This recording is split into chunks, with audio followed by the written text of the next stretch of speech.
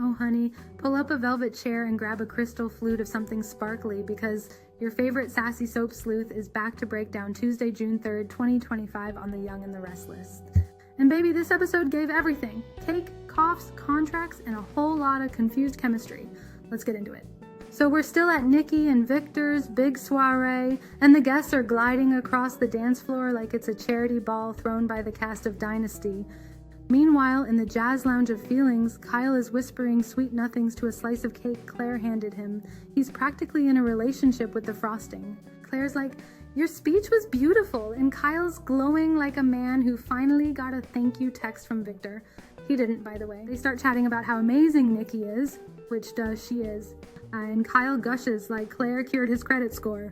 Claire gets all misty and says he's touched her heart and her grandmother's, which is poetic considering her grandma is Nikki, and Nikki's heart is made of diamonds and Chanel.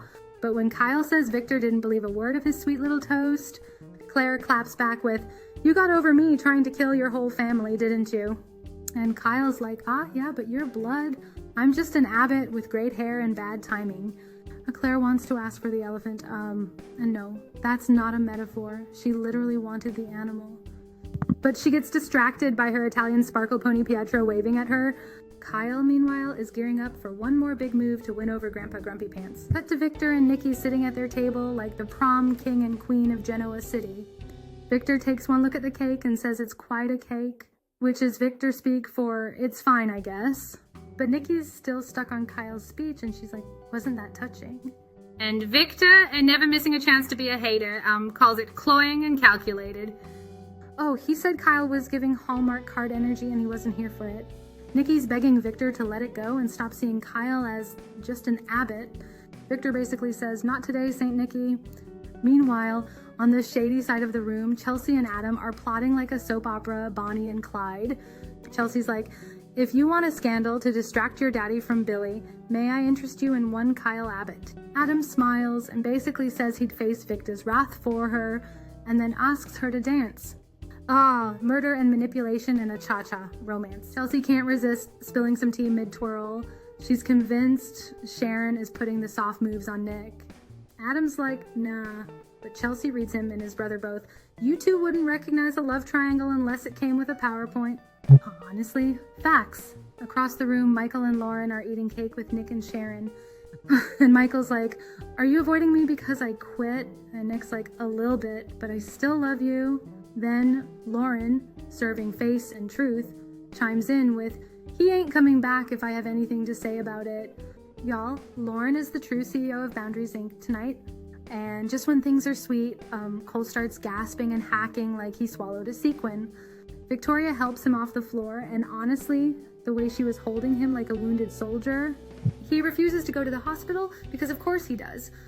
And Victoria and Claire drag him upstairs like two overworked RNs with a very uninsured patient. Meanwhile, Jack and Diane are telling Abby and Devin all about their HGTV, Genoa City edition home renovation, while Devin gets a text from Lily about their invite to France. And no, not for croissants and berets. They're headed to confront Mr. Mysterious Dumas, who is still being shady AF. Nick and Sharon, yes, they're slow dancing now because of course they are, talk about how Dumas is hiding who he really is. Sharon's like, "I never thought I'd dance again after that whole clinic mess."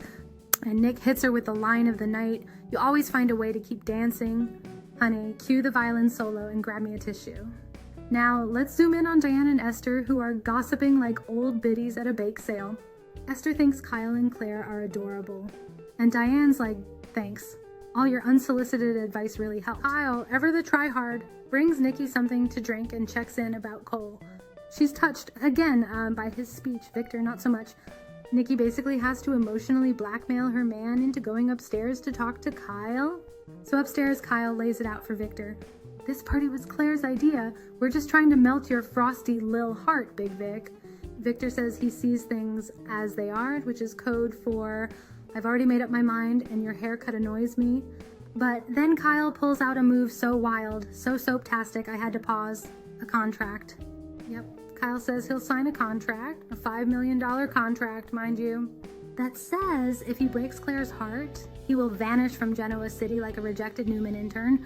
Victor's confused, Claire's missing in action, and Kyle is laying it all on the line with a giant check and a hope. Claire finally pops up with some not so great news. Her dad Cole has a contagious relapse, likely pneumonia. Victor offers his personal doctor because of course he has one on call, then mutters that he'll consider Kyle's proposal. Back downstairs, Nikki's still trying to get Victor to soften his cold heart. Meanwhile, Jack makes a toast to Nikki, calling her his heroine in heels, which was sweet.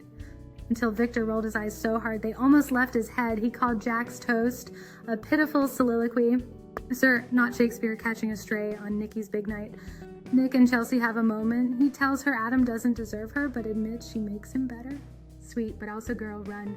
Jack and Adam talk détente. Adam says Chelsea's on board, but Victor's still sharpening his knives like it's steak night at the Newman Ranch. BBY and Ashley talk about cake and trauma because that's their thing.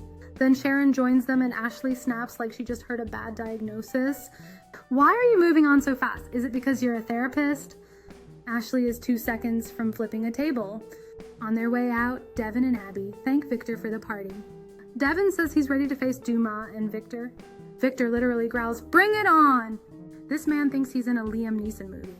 Victor updates Nikki on Cole's pneumonia, kisses her, and admits Kyle's proposal almost got to him. Nikki asks for one thing, accept the kids. That's all she wants, that and maybe a yacht. As the party winds down, Adam and Chelsea are headed upstairs for a nightcap and tacos. Yes, I said tacos. Lauren hugs Nikki, Michael gives thanks, and Victor snubs him so hard it left a mark. And just when you thought it was over, Pietro tells Claire Kyle is a keeper and that he does weddings. Sir, go ahead and officiate. All right, we're all in. Kyle finally tells Claire about the proposal. She's into it. Nikki shows off her charm bracelet to Victor, and he hits her with the line that ends us all. You taught me how to love. Soft piano outro, roll credits, cue mascara streaks. So to recap, kids, Kyle's speech was sweet, but Victor said, nah, Claire's dad has pneumonia, but at least they have snacks. Chelsea's plotting, Sharon's dreaming, and Nikki is shining like the first lady of soap. Kyle offered up $5 million to prove his love, and honestly, that's my kind of prenup. Until next time, stay shady, stay fabulous, and if Victor offers you cake, just say thank you and keep it moving.